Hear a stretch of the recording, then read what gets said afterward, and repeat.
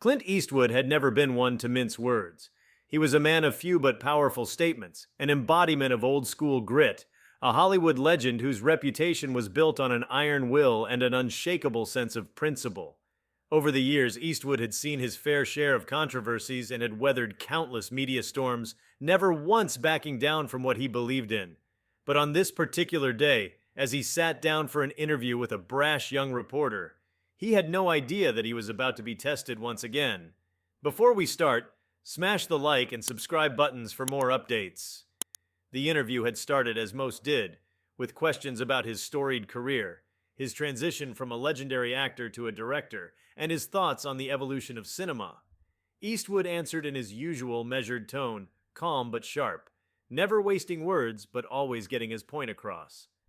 The room was dimly lit, giving it an intimate feel, though the tension in the air was palpable. The reporter, a man barely in his 30s, clearly had an agenda. His voice carried a smugness that Eastwood had encountered many times before, and as the interview progressed, it became evident that this wasn't going to be just another run-of-the-mill conversation. Then, out of nowhere, the reporter's tone shifted. He leaned forward, his expression filled with an arrogance that suggested he was gearing up for a verbal ambush. "Mr. Eastwood," he began, "you've always played these rugged, no-nonsense characters. Do you think that kind of persona still has a place in today's world, especially when people are moving past outdated ideologies like, say, Christianity?" For a moment, the room fell silent. The words hung in the air like an unspoken challenge. Eastwood, who had faced down countless outlaws, gunslingers, and villains in his career, now found himself staring at something even more familiar. A man who thought he could outmatch him with words. He didn't answer right away. Instead, he studied the reporter, his piercing blue eyes narrowing ever so slightly. "You got a problem with Christianity?" His voice was low but firm, carrying the weight of decades of experience. The reporter chuckled nervously, as if he had been expecting an easy win, but suddenly realized he had walked into a fight he wasn't prepared for. "Well," he stammered, "it's just that, a lot of people see it as outdated. It's been used to justify a lot of things that, well, don't really hold up in modern times." Eastwood leaned back in his chair, folding his arms across his chest. "You ever stop to think that maybe the problem ain't with Christianity but with people who twist it for their own gain?" His voice carried a steel-like edge, the kind that could silence an entire room with just a few words. "You see, kid, the world changes, sure, but principles? Real principles, they don't. Right and wrong, decency, respect, those things don't go out of style just because some people don't like them." The reporter shifted uncomfortably in his seat, but Eastwood wasn't done. "Let me tell you something," he continued, his voice never rising, but somehow commanding the entire space. "I've been around a long time, seen a lot of people talk a big game about what's outdated and what's progress. And you know what I noticed? Most of them don't stand for anything at all. They just want to tear things down, but they don't have the guts to build something better." The reporter, now visibly flustered, attempted to interject. "But don't you think—" Eastwood cut him off with a single look, the kind of stare that had once sent villains running for their lives in his movies. "Listen," he said, his voice lower now, almost a whisper, but more dangerous than ever. "You want to criticize something? Fine. But do it with some damn respect. You sit here talking down on something that's given people hope, given them a moral compass, something to believe in when the world gets dark, and you do it like it's some cheap punchline in a joke." The young man swallowed hard. The power of Eastwood's words was undeniable. There was no grandstanding, no shouting, no theatrics. Just cold, hard truth delivered by a man who had nothing to prove but everything to teach. "You ever wonder why people like me, people who grew up in a different time, still hold on to things like faith, honor, and tradition?" Eastwood asked, his gaze unwavering. "It ain't 'cause we're stuck in the past. It's because we know what happens when you throw those things away. You get a world where people talk a lot but don't mean a damn word of it." The reporter, clearly at a loss, nodded slowly. The confidence he had strutted in with was gone, replaced by something else. Maybe respect, maybe understanding, or maybe just the realization that he had been outmatched in every possible way. Eastwood stood up, adjusting his jacket, and gave the young man one last look. "You got a right to your opinion, kid, but don't think for a second that just 'cause something's old, it ain't worth a damn." He turned to leave but paused at the doorway, glancing back with a slight smirk. And next time you want to take a shot at something, you better make damn sure you know what you're up against. The silence that followed was deafening. The interview was over, but the lesson lingered, heavy in the air.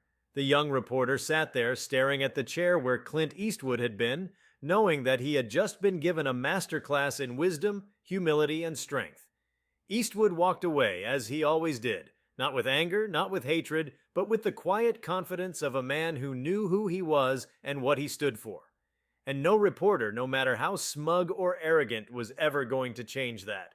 As Clint Eastwood stepped out of the dimly lit room where the interview had just taken place, he could feel the weight of what had transpired settle over him. He had been through countless interviews in his life, had faced more than his fair share of hostile journalists and critics, but this one stuck with him. It wasn't just about defending Christianity or standing up for tradition. It was about something bigger, something deeper. It was about the growing arrogance of those who believed that tearing something down was equivalent to making progress. The cool California breeze brushed against his weathered face as he walked toward his car. He had planned for the day to be simple, a quick interview, then back to working on his latest film project. But things rarely went as planned when the media was involved. He knew that by the time the interview was published, the headlines would paint him as something he wasn't. They'd call him outdated, controversial, maybe even worse. But that didn't matter. He had never been one to care about the noise. Hollywood had changed. The industry he once loved had become a place where people were more concerned with virtue signaling than with making real, meaningful art. Clint had always believed in storytelling, real storytelling, the kind that moved people, that made them think, that challenged them. But now, it seemed like all anyone wanted to do was score points in a never-ending cultural battle. People cared more about pushing an agenda than telling the truth. As he got into his truck, a classic rugged vehicle that had been with him for years, he let out a small chuckle. He could almost hear his critics now. Clint Eastwood defends outdated beliefs. Clint Eastwood refuses to acknowledge modern values. They'd say it all, twist his words, spin the conversation into something it wasn't, but he knew better. He knew that standing for something meant taking the hits, and he had never been afraid to take a hit. He started the engine, the low growl of the truck filling the quiet air. As he pulled out onto the road, he found himself thinking back to his early years, to a time when things had been different. He had grown up in a world where men took responsibility for their actions, where people didn't look for excuses, where faith wasn't something to be mocked, but something to be respected, even if you didn't share it. His mother had been a devout Christian, and while he hadn't always been the most religious man himself, he had always respected the role faith played in people's lives. It gave them strength. It gave them purpose. It gave them something to hold on to when everything else seemed to be falling apart. But now it seemed like there was a war on faith, a war on tradition, a war on everything that had once been considered the foundation of a good life. People like that reporter, young, arrogant, convinced they knew everything, had no idea what it was like to live in a world without those foundations. They took it all for granted. He pulled up to a small diner on the outskirts of town, one of those old-fashioned places that still had waitresses who called you hun and menus that hadn't changed in decades. He liked places like this. They reminded him of a time before everything became so complicated. As he walked inside, a few heads turned. It wasn't uncommon for people to recognize him, but most of the folks in this place were the type who respected a man's space. He nodded to the waitress, took a seat by the window, and ordered a black coffee. A few minutes later, an older gentleman approached. "Clint," he said with a respectful nod, "mind if I join you?" Clint looked up and gave a small smile. It was an old friend, Tom, a rancher who had lived in the area for years. "Take a seat," Clint said, gesturing to the chair across from him.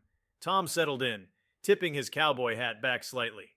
"Heard about that interview you did today," he said, stirring his coffee. "Word travels fast," Clint smirked. "Didn't take long, huh?" Tom chuckled. "Nope. Guess some folks didn't like what you had to say." Clint shrugged. "They never do." Tom leaned forward slightly, his expression thoughtful.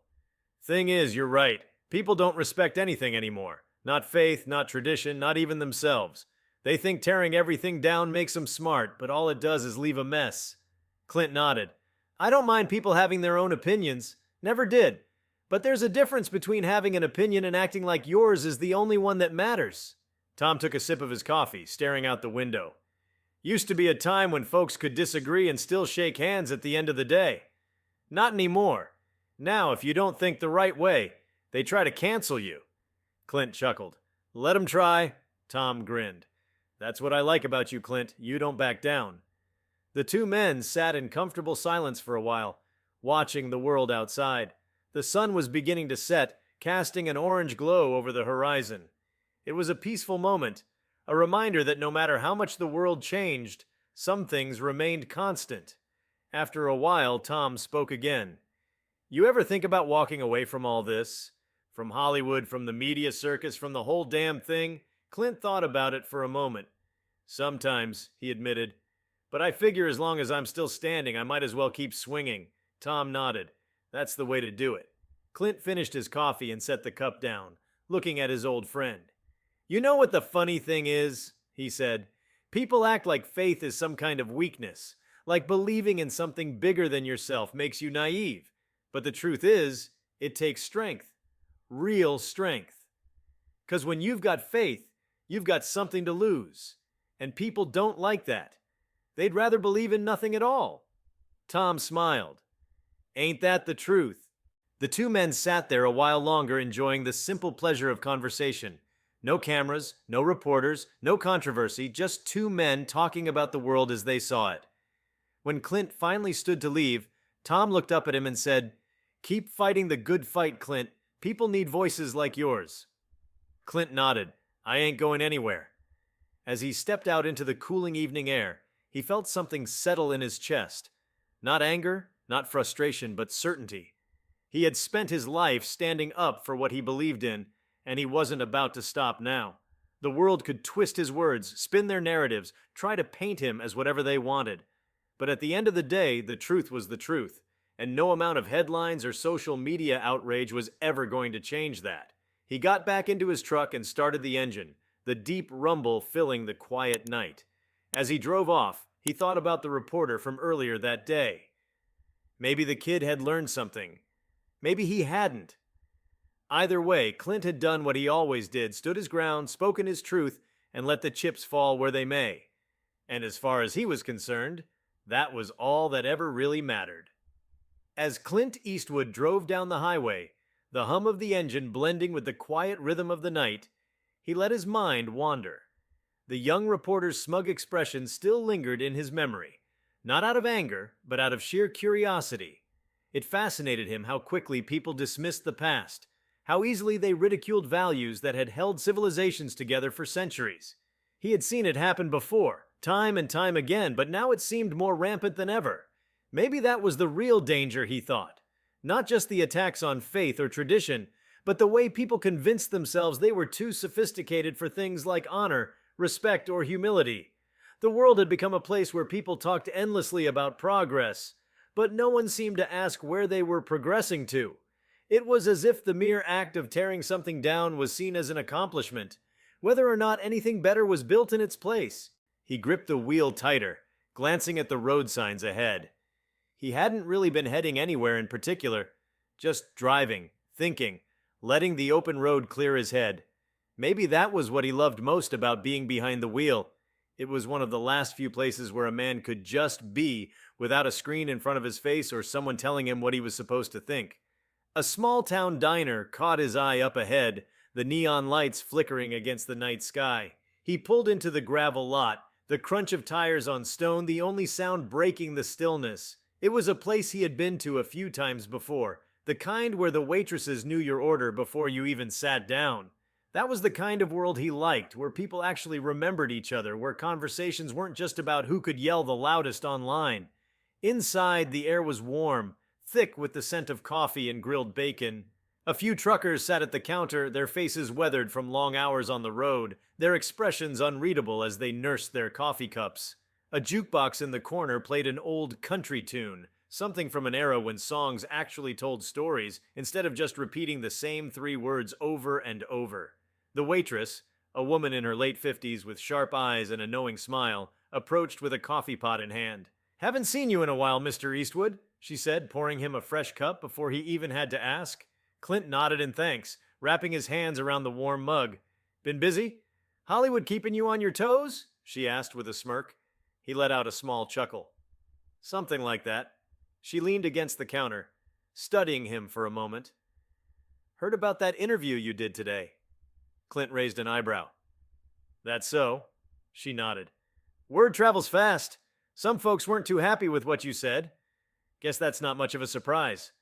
Clint took a sip of his coffee before responding. "Seems like people these days get upset over just about anything," she laughed, shaking her head.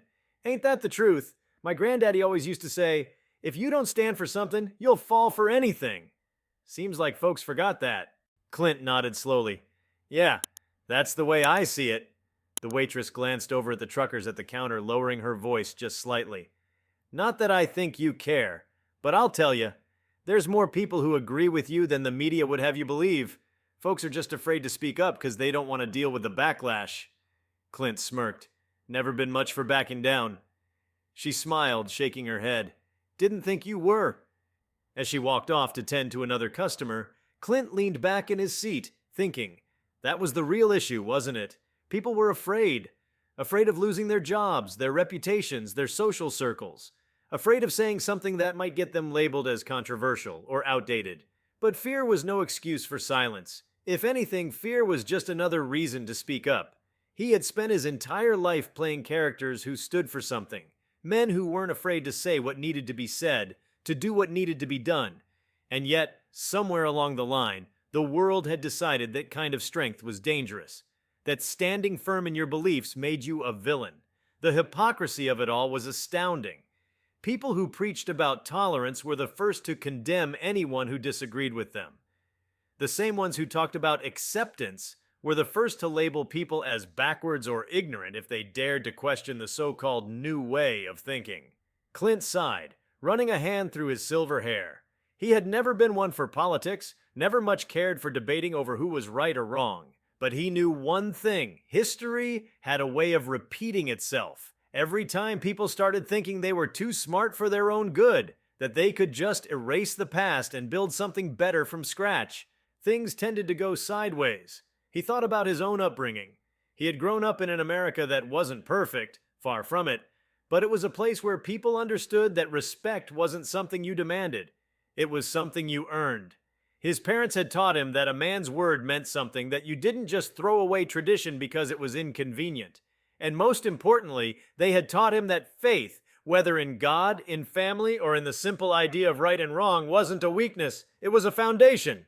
But that foundation was under attack now, more than ever. Not with guns or violence, but with mockery, with dismissal, with a slow and steady erosion of everything that had once been held sacred. He had seen it in Hollywood, where being religious was considered a liability. He had seen it in politics, where speaking about faith too openly could ruin a career. He had seen it in schools, where kids were being taught to question everything, except, of course, the people telling them what to believe. Clint took another sip of his coffee, watching the steam rise from the cup. He had been called a lot of things over the years: conservative, stubborn, even an old relic by some of the younger actors in the industry. But he didn't mind. If standing for something made him old-fashioned, then so be it. He glanced out the diner window at the empty road stretching into the night. The world would keep spinning, no matter how much people argued over what was right or wrong. The headlines would come and go. The outrage would flare up and burn out. And in the end, the truth would remain. As he stood to leave, the waitress called after him. "Take care of yourself, Clint." He gave her a small nod. "You too." He stepped out into the night, breathing in the crisp air. The stars were visible above him, scattered across the sky like tiny lanterns. He had always liked the stars. They were constant, unmoved by the chaos of the world below. As he climbed into his truck, he thought back to something his father had once told him when he was just a boy. A man's job isn't to chase what's popular. It's to hold the line, to stand for what's right even when no one else does. Clint started the engine, the low rumble breaking the silence. He knew that the media would keep twisting his words, that people would continue to argue over things they barely understood, that the world would keep changing in ways he couldn't control.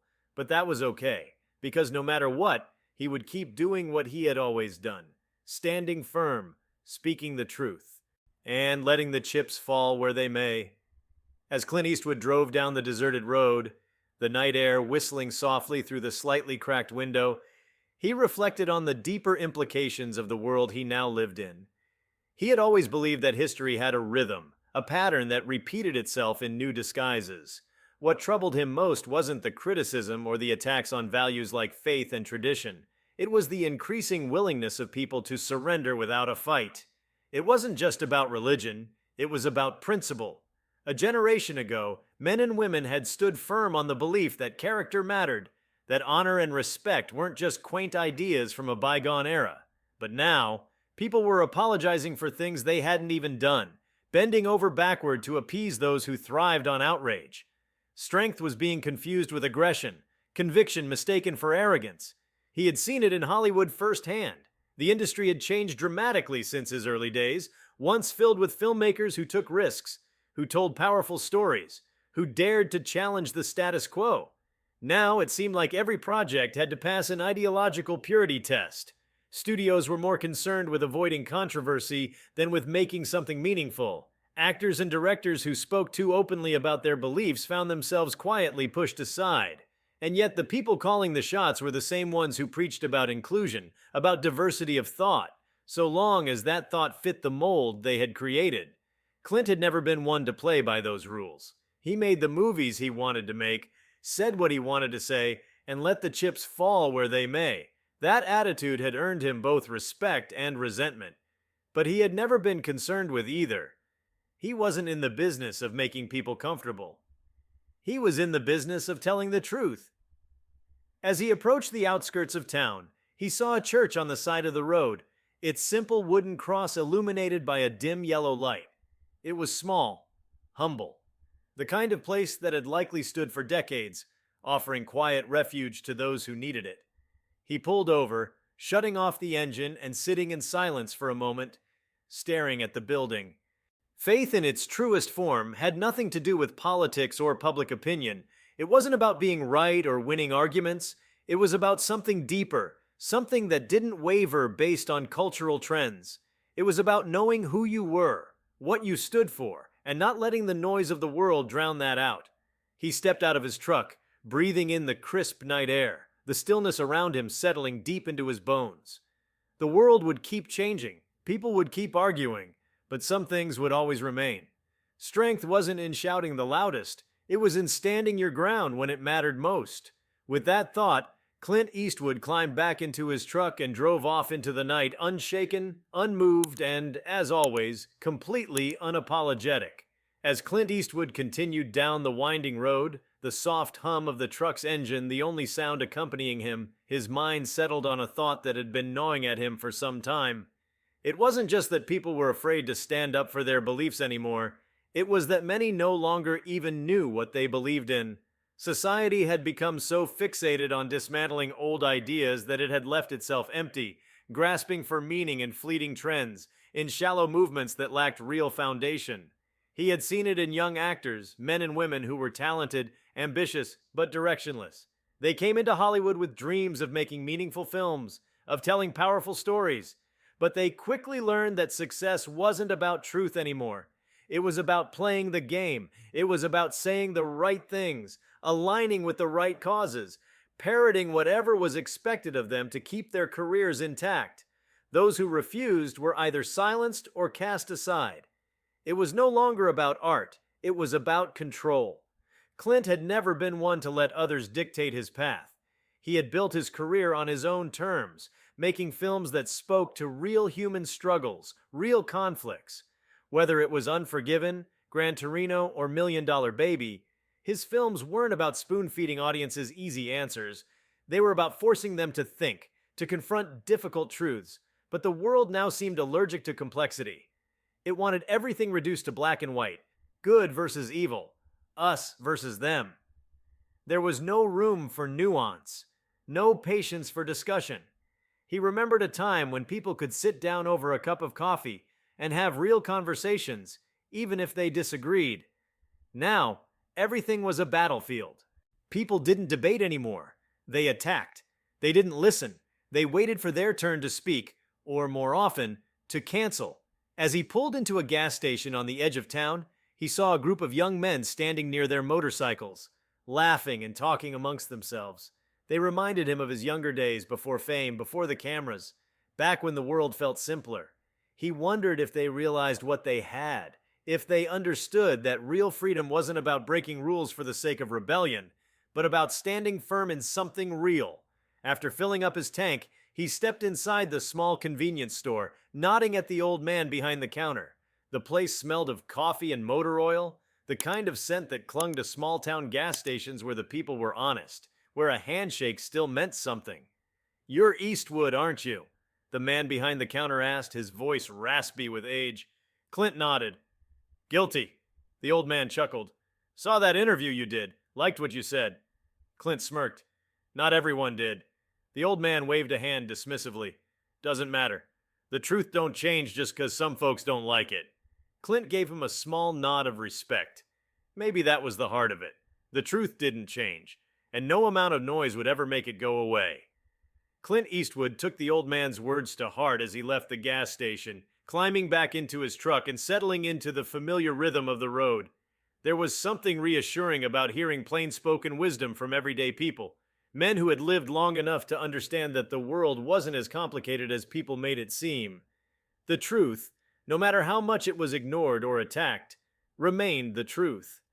As he drove past the dimly lit buildings of the small town, he thought about the men and women who had built places like this, people who had worked with their hands, who had poured their sweat and soul into building something real.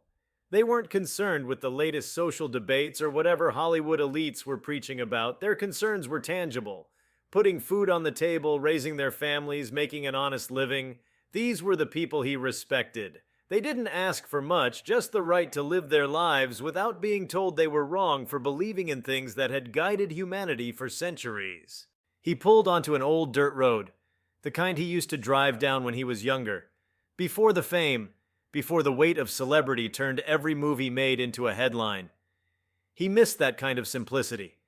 Not because he longed for the past. He had no patience for nostalgia that turned into whining. But because back then, men were expected to be men. They took responsibility, they didn't make excuses, and they certainly didn't spend their days searching for reasons to be offended. Now it seemed like half the country spent their time looking for things to be angry about. People weren't just disagreeing anymore, they were at war. Every word, every belief, every choice a person made was scrutinized under a microscope, ready to be torn apart by an angry mob that had no real interest in truth. Only power. And the media? They thrived on it. Outrage was their currency. The more division they sowed, the more people tuned in, the more money they made. Clint had seen it all before. He had been in Hollywood long enough to know that the business of controlling people wasn't done with chains anymore. It was done with narratives. He slowed the truck to a stop near an old oak tree, stepping out and leaning against the hood, looking up at the stars. He had always loved the night sky. It was one of the few things in life that never changed, never asked for approval, never cared what the world below thought. It just was. Maybe that's why people had such a hard time with faith, he thought. Because faith, like the stars, didn't need validation. It didn't demand to be rewritten or modernized to fit new trends. It simply existed, waiting for those who had the courage to believe in something bigger than themselves. And that, Clint decided, was what separated men who stood for something from those who stood for nothing. The ability to believe, to hold the line, to refuse to waver in the face of a world that wanted them to bow. And no matter what, he never would. If you like this video, please give it a like and subscribe to our channel. Also, leave your comments below and tell us. What are your thoughts on Clint Eastwood shutting down a reporter insulting Christians? We want to hear from you. Thank you for watching, and see you next time.